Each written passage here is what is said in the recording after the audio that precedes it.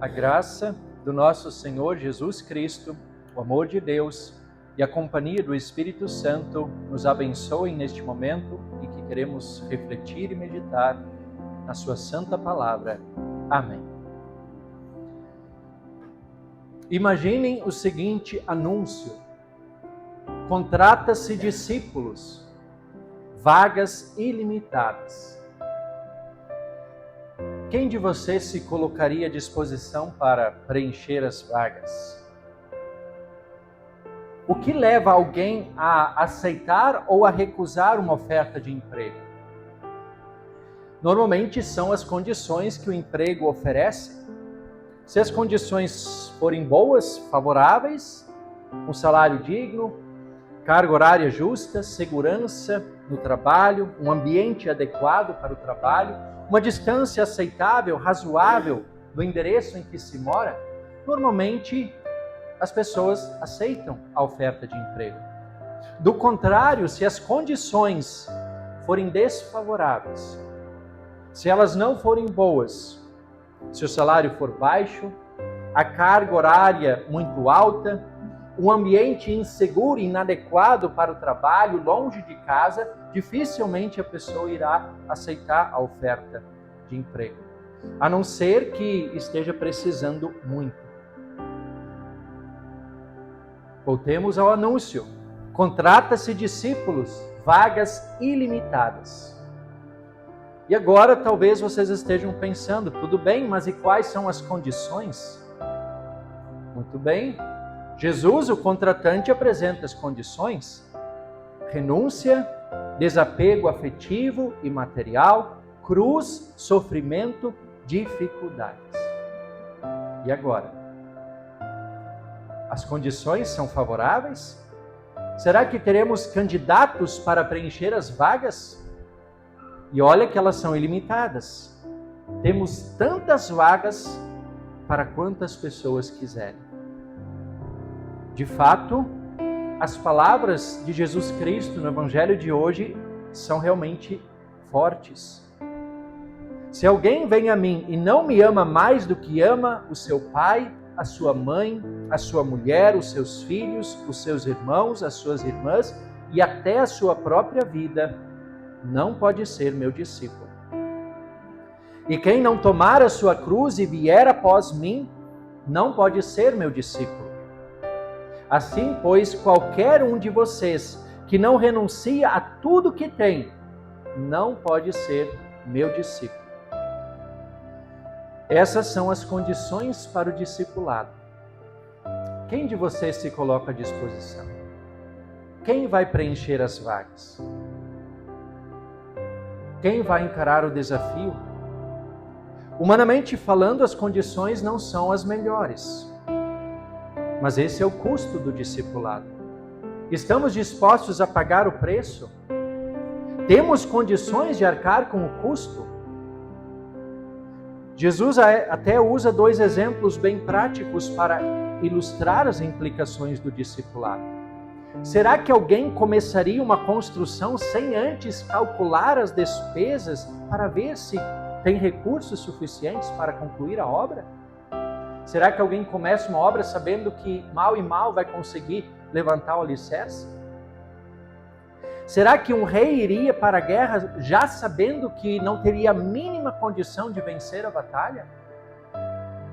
A resposta para ambas as perguntas é não. Ninguém faria isso. E a isso se aplica também ao discipulado.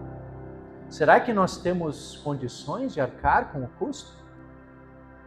Temos que avaliar seriamente se estamos dispostos a arcar com o alto custo do discipulado. Todas as implicações e as consequências que o seguir a Cristo pode trazer para a nossa vida. Ser discípulo de Jesus implica em cada um tomar a sua própria cruz e segui-lo. A Nova Tradução na linguagem de hoje traduz da seguinte maneira: é estar pronto para morrer como eu vou morrer e me acompanhar. É claro que isso não quer dizer que devemos agora tomar uma cruz literalmente e morrer como Cristo morreu. Não é isso que Jesus está dizendo. Essas palavras querem dizer que devemos estar dispostos a segui-lo independentemente do que aconteça. Seja algo bom ou seja algo ruim. Devemos estar dispostos a renunciar tudo, os bens, a família, os amigos, a própria vida, se assim o serviço de Deus o exigir. Ser discípulo de Jesus implica em uma renúncia total. Esse é o custo do discipulado. E quando nós falamos em cruz, é necessário também fazermos algumas observações. O que afinal significa tomar a cruz? Muitas vezes se ouve uma pessoa que está enferma, uma pessoa que está passando por conflitos, às vezes dificuldades financeiras, e a pessoa diz: eu estou carregando a minha cruz. Mas na verdade, situações difíceis de um modo geral, problemas de um modo geral, não são necessariamente uma cruz para o cristão. As dificuldades, de modo geral, elas são antes provações. São situações difíceis que Deus permite que muitas vezes aconteçam para que a gente reconheça que somos totalmente dependentes dele. Nós falamos sobre isso há 2 cultos atrás, quando falamos da disciplina de Deus. São as provações. Quando Jesus fala em tomar a cruz, ele se refere a sofrimentos injustos que nós podemos enfrentar pelo fato de sermos seus discípulos. E que sofrimentos são esses?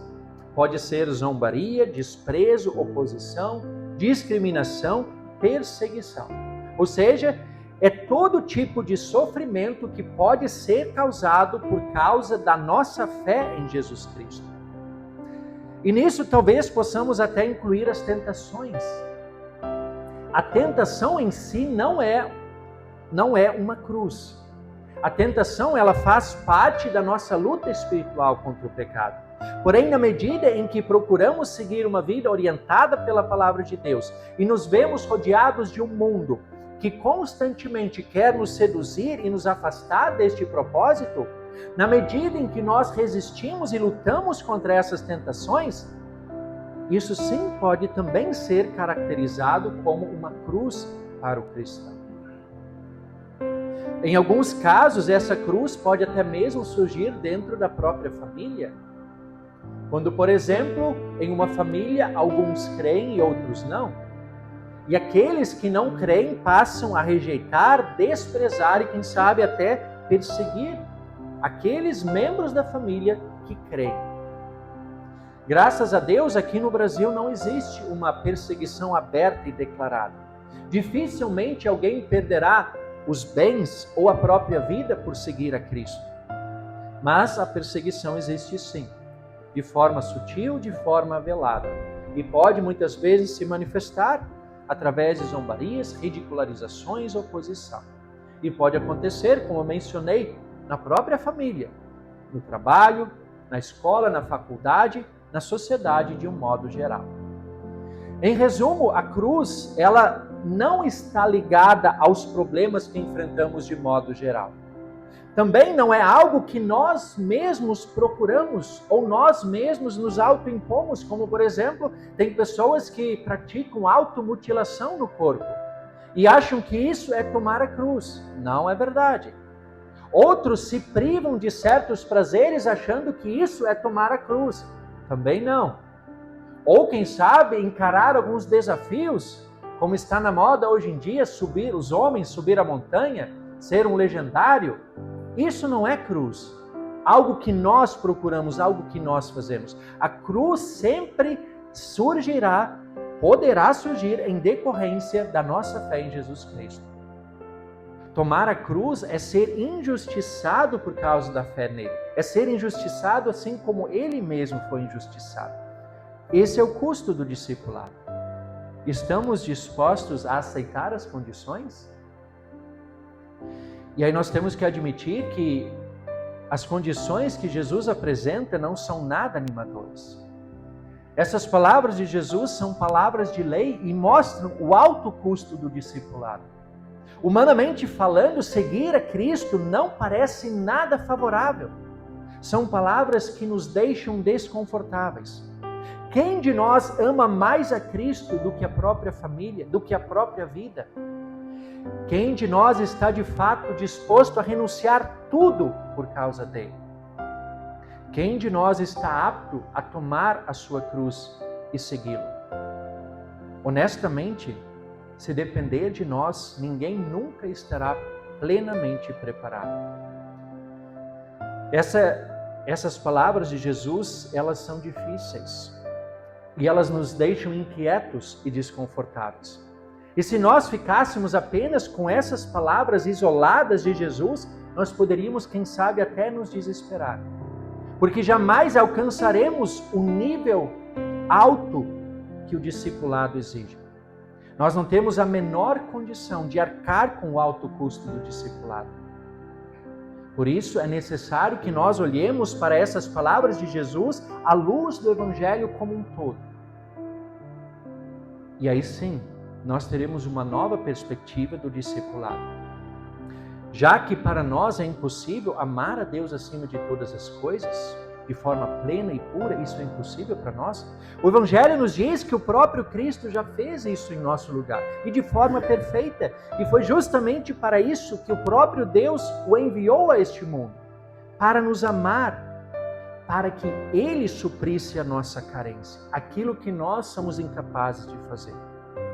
Paulo fala na sua segunda carta aos Coríntios, capítulo 5, Deus estava em Cristo reconciliando consigo mesmo o mundo, não levando em conta os pecados dos seres humanos e nos confiando a palavra da reconciliação. Pela fé em Jesus Cristo, mesmo o nosso amor falho e imperfeito, ele se torna agradável a Deus, porque Cristo já nos reconciliou com o Pai. Já que para nós é impossível renunciar a tudo para seguir a Cristo, o Evangelho também nos mostra que o próprio Jesus renunciou, não pouca coisa, à glória celestial para se tornar um de nós. E aí Paulo novamente nos ajuda em Filipenses no capítulo 2.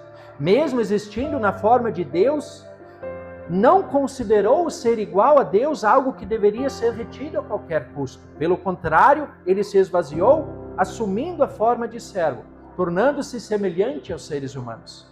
E reconhecido em figura humana, ele se humilhou, tornando-se obediente até a morte, e morte de cruz. Por meio da sua própria renúncia, da sua humilhação, seguir a Cristo agora já não é mais aquele peso, mas passa a tornar-se um privilégio que nos é concedido por graça mediante a fé. Jesus viveu a plena renúncia em nosso lugar. E já que para nós o custo do discipulado é altíssimo demais, o Evangelho nunca deixará que a gente esqueça que o preço maior, na verdade o preço total do discipulado, foi o próprio Cristo quem pagou através da sua morte e ressurreição. E novamente agora Paulo aos Colossenses diz o seguinte: e quando vocês estavam mortos nos seus pecados e na incircuncisão da carne, Ele lhes deu vida juntamente com Cristo, perdoando todos os nossos pecados, cancelando o escrito de dívida que era contra nós e que constava de ordenanças, o qual nos era prejudicial. Removeu-o inteiramente, cravando-o na cruz. Em outras palavras, a alta dívida que nós tínhamos com Deus, o elevadíssimo custo do discipulado que nenhum de nós poderia pagar, todo esse custo, todo esse preço foi pago por Jesus Cristo através da sua obra consumada. Por isso, queridos irmãos e queridas irmãs, o discipulado sempre deve ser visto à luz do Evangelho de Cristo. Jesus é o único que pode amar plenamente a Deus. Somente Ele foi capaz de viver uma renúncia total. E ninguém além dele mesmo poderia arcar com o elevadíssimo custo do discipulado. Isso significa que não somos nós que fazemos alguma coisa para nos tornar discípulos, mas o próprio Jesus Cristo faz de nós os seus discípulos.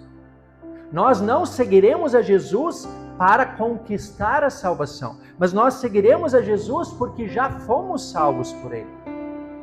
Olhar para o discipulado à luz do Evangelho nos dá uma perspectiva completamente nova e diferente do discipulado.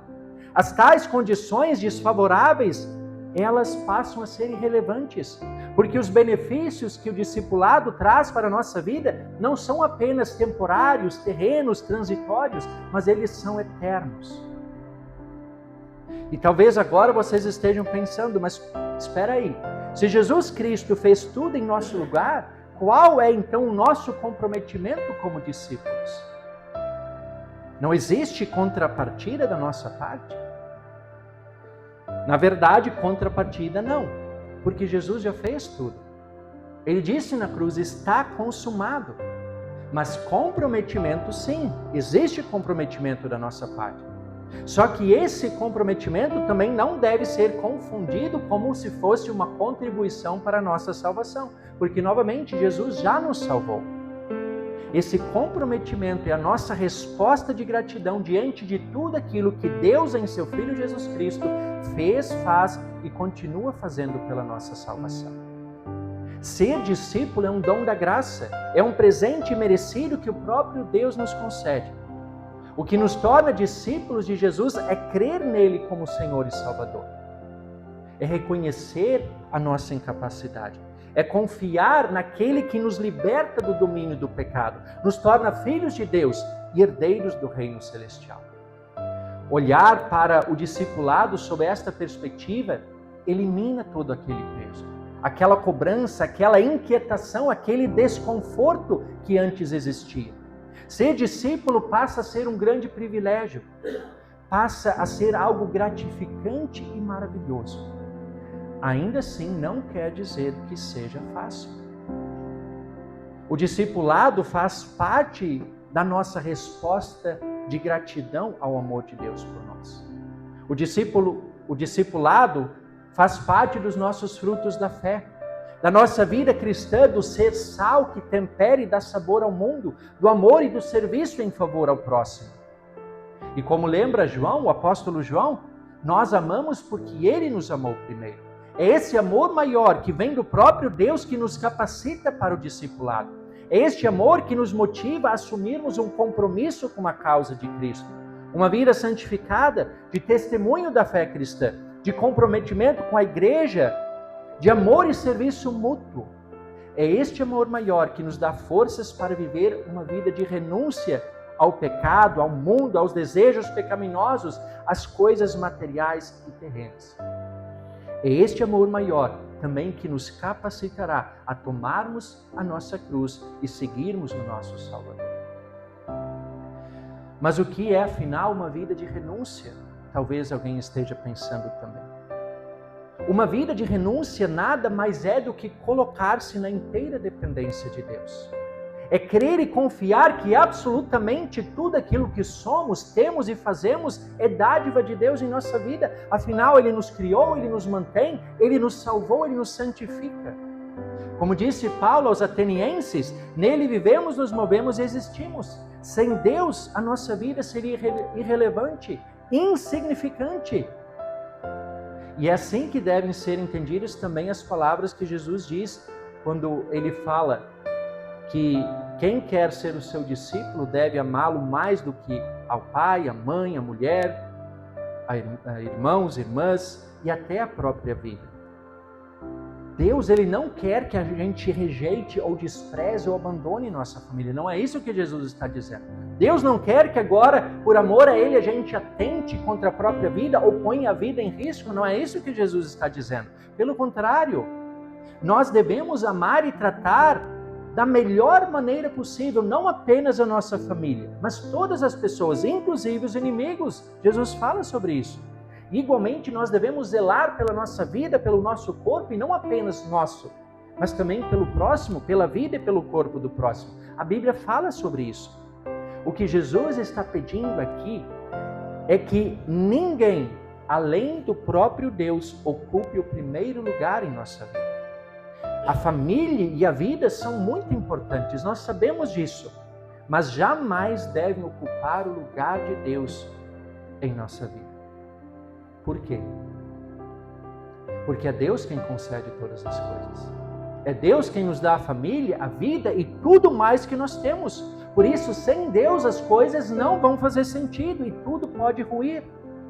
O pastor Timothy Keller, ele aborda isso um pouco no livro Significado do Casamento, quando ele fala da relação matrimonial. Ele diz que o marido jamais pode buscar na esposa o que somente Deus pode dar. A esposa jamais pode buscar no marido aquilo que só Deus pode dar. Porque esperar do cônjuge algo que só Deus pode dar é idolatria. Porque no fim termina tudo em frustração. Porque nenhum ser humano é perfeito. Seres humanos irão nos decepcionar. E até mesmo pessoas que amamos muito podem nos decepcionar. Só Deus é perfeito. Só Ele jamais irá nos decepcionar. Por isso, Ele deve ocupar o primeiro lugar. Somente quando cônjuges buscam em primeiro lugar a Deus é que eles poderão também amar de forma autêntica um ao outro. Porque fundamentados em Deus, eles estarão aptos também a perdoar um ao outro quando falharem. Eles perdoarão assim como Deus também continuamente os perdoa. E esse princípio não se aplica apenas ao casamento, mas a toda a nossa vida, nossa relação familiar, nossa relação entre amigos, no trabalho, ali onde Deus nos coloca. Isso se aplica a tudo. Ninguém, nem nada deve ocupar o lugar de Deus. Ele está em primeiro lugar. Porque somente Ele pode suprir todas as nossas necessidades. Nossos anseios mais profundos, tanto para a vida aqui, como principalmente para a eternidade. Ele talvez não nos dê aqui tudo aquilo que nós gostaríamos, mas Deus certamente vai nos dar exatamente aquilo de que precisamos. E quando Deus está em primeiro lugar, também a própria cruz não será um problema. Porque se ela vier, o Espírito Santo estará conosco. E Ele nos dará a força necessária para fielmente carregarmos a nossa cruz, por mais pesada que ela seja. O que nos dará condições para carregar a cruz é a certeza de que o peso maior, o próprio Jesus Cristo já suportou em nosso lugar. E assim eu encerro com aquela proposta inicial. Contrata-se discípulos, vagas ilimitadas. Quem se coloca à disposição? As vagas são ilimitadas, há lugar para tantos quantos quiserem. Humanamente falando, as condições podem não ser tão favoráveis. Mas quando nós olhamos para o discipulado à luz do Evangelho de Cristo, nós veremos que sim, ser discípulo de Cristo é um grande privilégio, apesar das dificuldades que isso pode trazer para a vida aqui. Que nessa certeza sigamos firmes em nosso discipulado, sempre amparados pela palavra e nutridos pelos santos sacramentos, o batismo e a Santa Ceia. E dessa forma, certamente, nós chegaremos com êxito ao nosso destino final, o reino eterno, glorioso e celestial que o próprio Cristo já nos garantiu. Amém.